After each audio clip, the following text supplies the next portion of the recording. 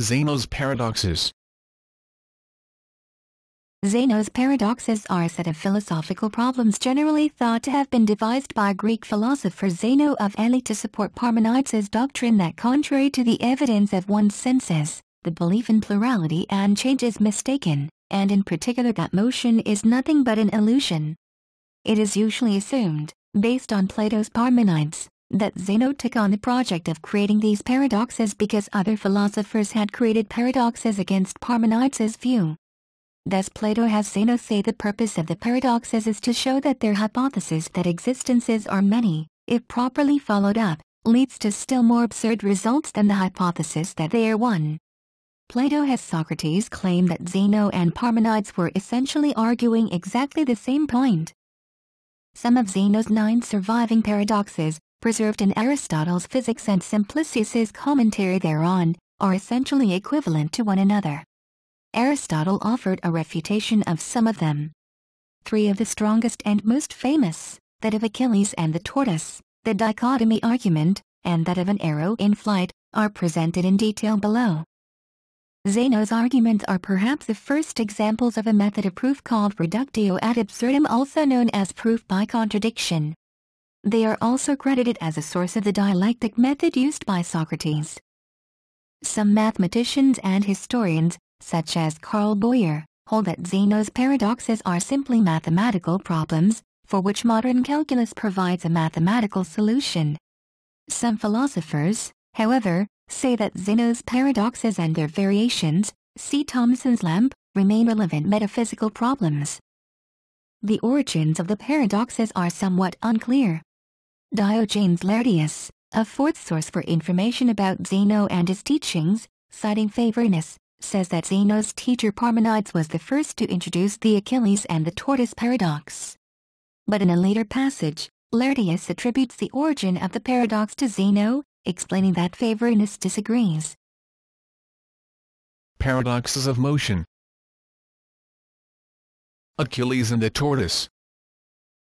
In the paradox of Achilles and the tortoise, Achilles is in a foot race with the tortoise. Achilles allows the tortoise a head start at 100 meters, for example. If we suppose that each racer starts running at some constant speed, one very fast and one very slow, then after some finite time, Achilles will have run 100 meters, bringing him to the tortoise's starting point. During this time, the tortoise has run a much shorter distance, say, 10 meters. It will then take Achilles some further time to run that distance, by which time the tortoise will have advanced farther. And then more time still to reach this third point, while the tortoise moves ahead. Thus, whenever Achilles reaches somewhere the tortoise has been, he still has farther to go. Therefore, because there are an infinite number of points Achilles must reach where the tortoise has already been, he can never overtake the tortoise. Dichotomy Paradox. Suppose Homer wants to catch a stationary bus. Before he can get there, he must get halfway there. Before he can get halfway there, he must get a quarter of the way there. Before traveling a quarter, he must travel 1/8. Before an eighth, 1/16. And so on. The resulting sequence can be represented as. This description requires one to complete an infinite number of tasks, which Zeno maintains is an impossibility. This sequence also presents a second problem in that it contains no first distance to run, for any possible, finite, first distance could be divided in half, and hence would not be first after all. Hence, the trip cannot even begin. The paradoxical conclusion then would be that travel over any finite distance can neither be completed nor begun, and so all motion must be an illusion. An equally valid conclusion, as Henry Bergson proposed, is that motion, time and distance, is not actually divisible. This argument is called the dichotomy because it involves repeatedly splitting a distance into 2 parts. It contains some of the same elements as the Achilles and the tortoise paradox, but with a more apparent conclusion of motionlessness. It is also known as the racecourse paradox. Some, like Aristotle, regard the dichotomy as really just another version of Achilles and the tortoise. There are 2 versions of the dichotomy paradox. In the other version, before Homer could reach the stationary bus, he must reach half of the distance to it. Before reaching the last half, he must complete the next quarter of the distance. Reaching the next quarter, he must then cover the next eighth of the distance, then the next 16th, and so on. There are thus an infinite number of steps that must first be accomplished before he could reach the bus, with no way to establish the size of any last step. Expressed this way, the dichotomy paradox is very much analogous to that of Achilles and the tortoise. Arrow paradox. In the arrow paradox, also known as the Fletcher's paradox, Zeno states that for motion to occur, an object must change the position which it occupies. He gives an example of an arrow in flight. He states that in any one, durationless, instant of time, the arrow is neither moving to where it is, nor to where it is not. It cannot move to where it is not, because no time elapses for it to move there. It cannot move to where it is, because it is already there. In other words, at every instant of time there is no motion occurring. If everything is motionless at every instant, and time is entirely composed of instants, then motion is impossible. Whereas the first two paradoxes divide space, this paradox starts by dividing time, and not into segments, but into points. Three other paradoxes as given by Aristotle. Paradox of place. From Aristotle. Paradox of the grain of millet. From Aristotle. Description of the paradox from the Routledge Dictionary of Philosophy. Description from Nicocket. The moving rose or stadium. From Aristotle.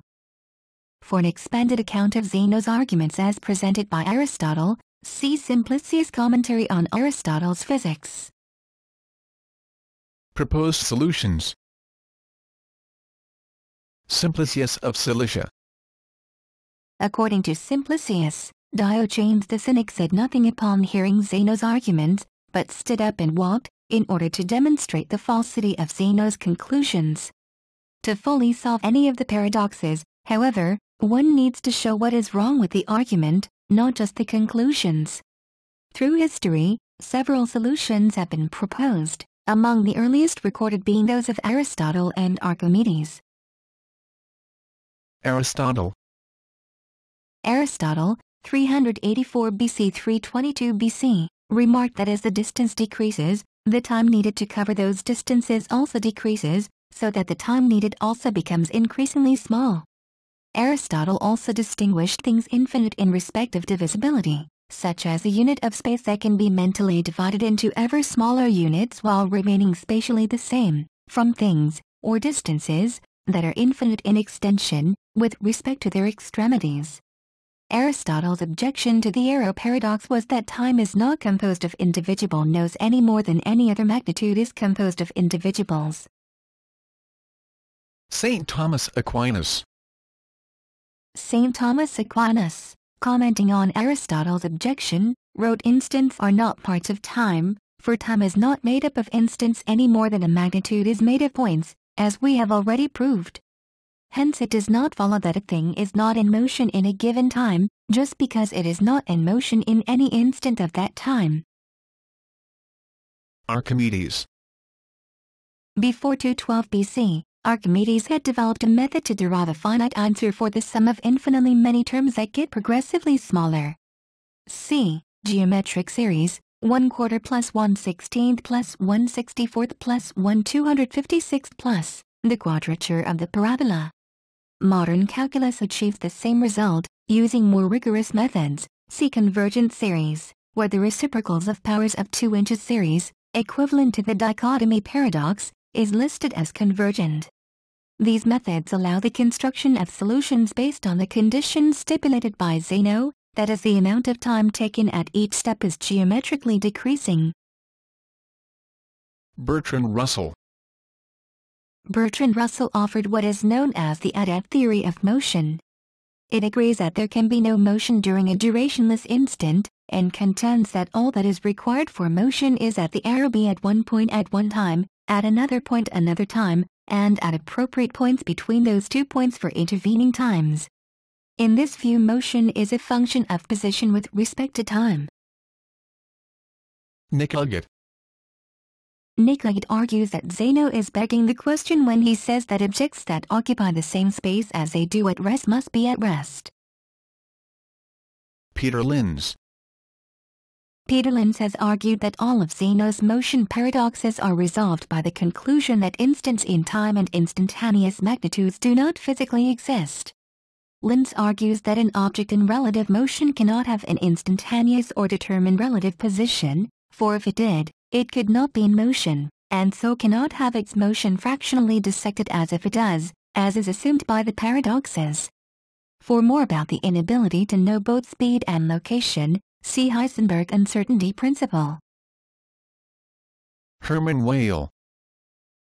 Another proposed solution is to question one of the assumptions Zeno used in his paradoxes, particularly the dichotomy, which is that between any two different points in space, or time, there is always another point.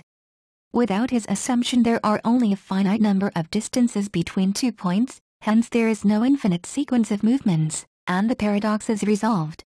The ideas of Planck length and Planck time in modern physics place a limit on the measurement of time and space, if not on time and space themselves. According to Hermann Weyl, the assumption that space is made of finite and discrete units is subject to a further problem, given by the tile argument or distance function problem.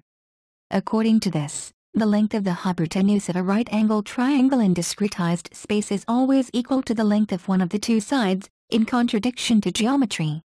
Jean-Paul van Bendegem has argued that the tile argument can be resolved, and that discretization can therefore remove the paradox. Hans Reichenbach. Hans Reichenbach has proposed that the paradox may arise from considering space and time as separate entities. In a theory like general relativity, which presumes a single space-time continuum, the paradox may be blocked. The paradoxes in modern times. Infinite processes remained theoretically troublesome in mathematics until the late 19th century.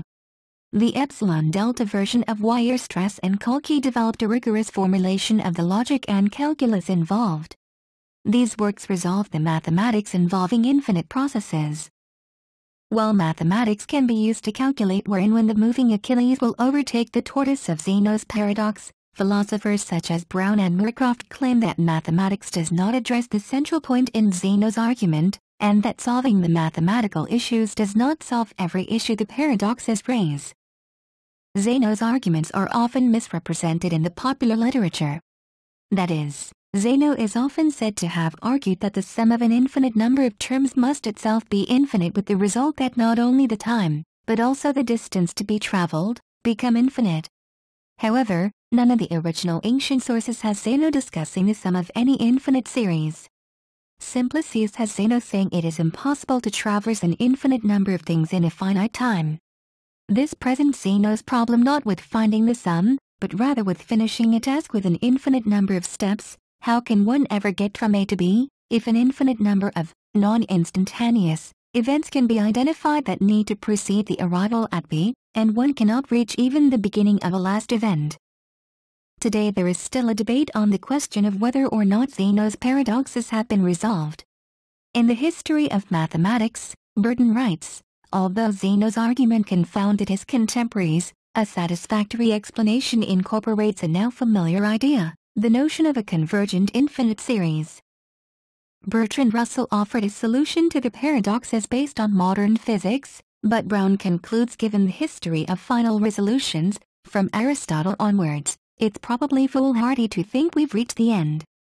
It may be that Zeno's arguments on motion, because of their simplicity and universality, will always serve as a kind of Rorschach image onto which people can project their most fundamental phenomenological concerns, if they have any. Pat Corvini offers a solution to the paradox of Achilles and the tortoise by first distinguishing the physical world from the abstract mathematics used to describe it. She claims the paradox arises from a subtle but fatal switch between the physical and abstract. Zeno's syllogism is as follows: P1. Achilles must first traverse an infinite number of divisions in order to reach the tortoise. P2. It is impossible for Achilles to traverse an infinite number of divisions. C. Therefore, Achilles can never surpass the tortoise. Corvini shows that P1 is a mathematical abstraction which cannot be applied directly to P2, which is a statement regarding the physical world. The physical world requires a resolution amount used to distinguish distance, while mathematics can use any resolution. Quantum Zeno effect. In 1977, physicists E.C.G. Sudarshan and B. Misra studying quantum mechanics discovered that the dynamical evolution, motion, of a quantum system can be hindered, or even inhibited, through observation of the system. This effect is usually called the quantum Zeno effect, as it is strongly reminiscent of Zeno's arrow paradox. This effect was first theorized in 1958. Zeno behavior. In the field of verification and design of timed and hybrid systems, the system behavior is called Zeno if it includes an infinite number of discrete steps in a finite amount of time. Some formal verification techniques exclude these behaviors from analysis, if they are not equivalent to non-Zeno behavior. In systems design, these behaviors will also often be excluded from system models, since they cannot be implemented with a digital controller. A simple example of a system showing Zeno behavior is a bouncing ball coming to rest. The physics of a bouncing ball, ignoring factors other than rebound, can be mathematically analyzed to predict an infinite number of bounces.